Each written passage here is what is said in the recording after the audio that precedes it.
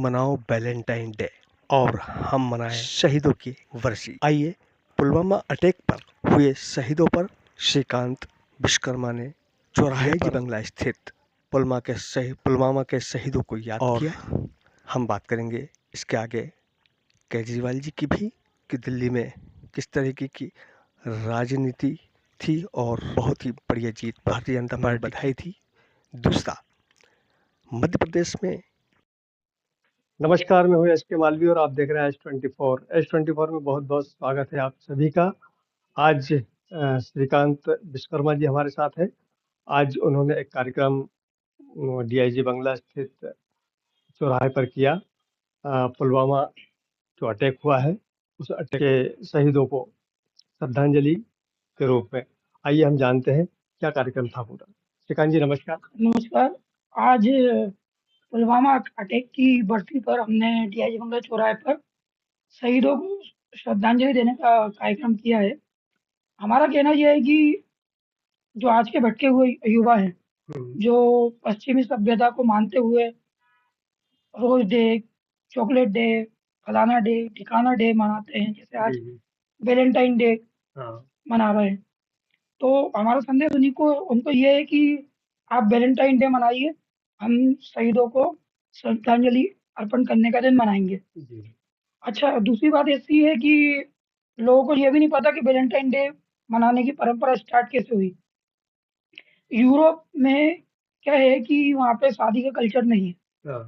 वहाँ पर क्या है कि कुछ दिन किसी के साथ रहे, फिर छोड़ दिया, कर दिया, ऐसा सब चलता आया है। तो एक वैलेंटाइन नाम के एक महापुरुष हुआ करते थे, जिन्होंने शादी करने की परंपरा स्टार्ट कराई। जो भी प्रेमी युगल होते थे, उनकी शादी करने की परंपरा उन्होंने स्टार्ट करवाई। अब ये चीज की वहाँ के कुछ शासकों को अच्छी नहीं लगी, तो उनको 14 फरवरी को फांसी दी गई थी।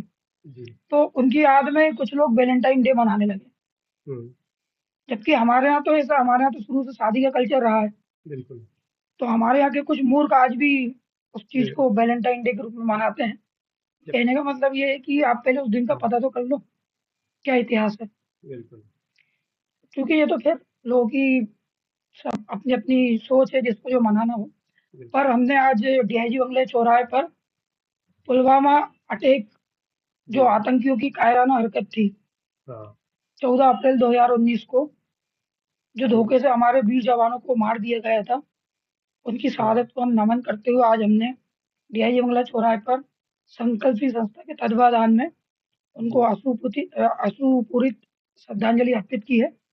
और हम ईश्वर से यही कामना करते हैं कि आज अखंड ब्रह्मांड में उनकी पुण्य आत्मा जहाँ भी हो, उनको ईश्वर समुचित स्थान प्रदान करें। क्या आतंकवाद पूरी तरीके से पैर पसार रहा है, तो सरकार हमारा क्या कुछ कर रही है? ऐसा देखिए, आतंकवाद के तो पैर काट दिए गए हैं। सन 2014 से जब से देश में माननीय प्रधानमंत्री नरेंद्र मोदी जी सत्ता में आए हैं, तब से आपने देखा होगा कि आतंकवाद की छुटपुट घटनाएं यदा कदा ही हो पाई और उनका हमने सटीक जवाब दिया है। बिल्कुल। नहीं तो उससे पहले तो हम देखते रहते थे कि पूरे सीरियल ब्लास्ट लगातार होते ही रहते थे। क्योंकि आज मनमोहन सिंह जी दुनिया में नहीं है, उनका भी कहीं ना कहीं दोष नहीं इसमें, क्योंकि वो रिमोट से सरकार चल रही थी उस समय। बिल्कुल। तो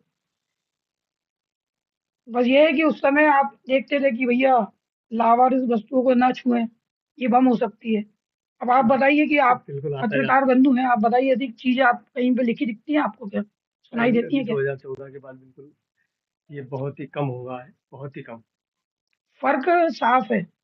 कहते हैं ना, सरकार में नेतृत्व में फर्क होता है। तो आज हमारे देश को एक मजबूत नेतृत्व माननीय प्रधानमंत्री नरेंद्र मोदी जी के रूप में मिला है और हम सब सौभाग्यशाली हैं कि आज हम उनके नेतृत्व में कार्य कर रहे हैं, उनका कार्यकाल देख रहे हैं। जैसा कि आपने कल ही देखा होगा कि मोदी जी यूएसए की यात्रा पर हैं अभी। तो इतिहास में पहली बार आपने देखा होगा कि किसी राष्ट्र अध्यक्ष के लिए यूएसए का प्रधानमंत्री उनके लिए कुर्सी लगा रहा है, उनके लिए रेड कारपेट बिछा रहा है, उनके स्वागत के लिए आ रहा है। आप बताइए, आप तो मतलब बहुत अनुभवी हैं, सीनियर हैं, काफी समय से पत्रकारिता कर रहे हैं।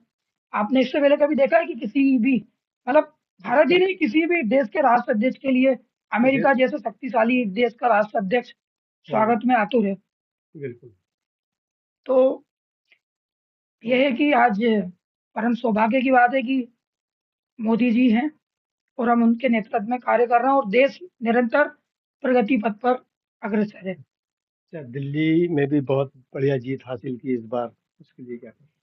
सर सबसे बड़ी चीज तो दिल्ली के कार्यकर्ता जो है हमारे भारतीय जनता पार्टी के, उनकी मेहनत का परिणाम है।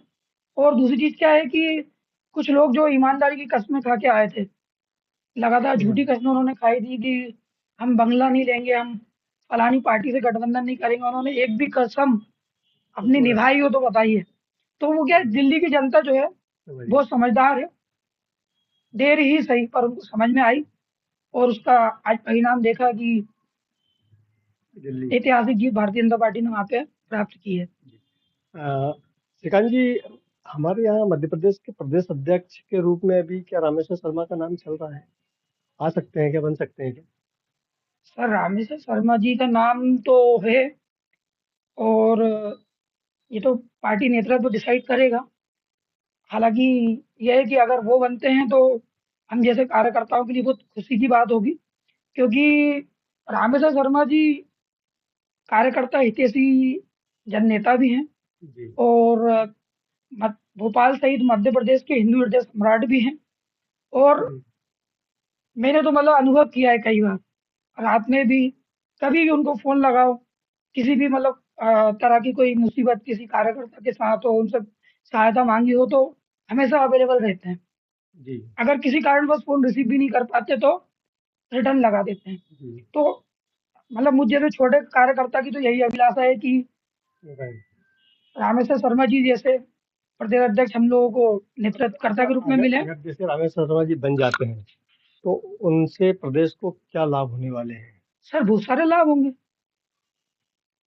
जी। बहुत सारे लाभ से मीन्स मेरा ऐसा है कि मतलब सबसे अच्छी बात तो यह है कि एक प्रखर हिंदूवादी नेतृत्वकर्ता हमें जी। मिल जाएगा हाँ, उनके रूप में। बिल्कुल। देश में मोदी, यूपी में योगी, मध्य प्रदेश में मोहन और भाजपा के नेतृत्वकर्ता राम हो तो इससे अच्छी बात क्या होगी। बहुत बढ़िया। तो हमारे साथ श्रीकांत जी थे, उन्होंने बहुत ही अच्छी बात कही है। हम ऐसी ही खबरों को लेकर आपके बीच आते रहेंगे। अब मुझे दीजिए इजाजत। नमस्कार।